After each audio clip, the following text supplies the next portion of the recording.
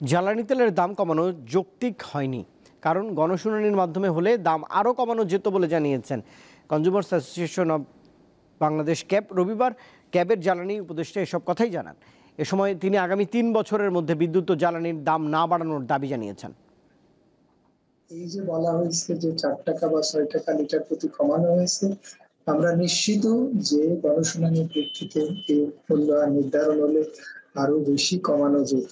আমাদের ২১ দফা দাবি ছিল, তার মধ্যে অন্যতম দাবি ছিল যে আমরা দফায় দফায় এত বেশি বেশি মূল্য বৃদ্ধির অভিঘাতের শিকার।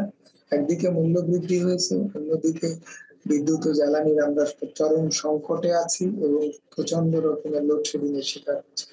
এই অবস্থায় আর কোনো মূল্য বৃদ্ধির অভিঘাতের শিকার হতে চাই না। পণ্য বা মূল্য ক্রয় ক্ষমতা, পণ্য বা সেবা ক্রয় ক্ষমতা আমরা হারিয়ে ফেলেছি। সুতরাং আগামী ৩ বছর কোনো প্রকার মূল্য বৃদ্ধি করা যাবে না।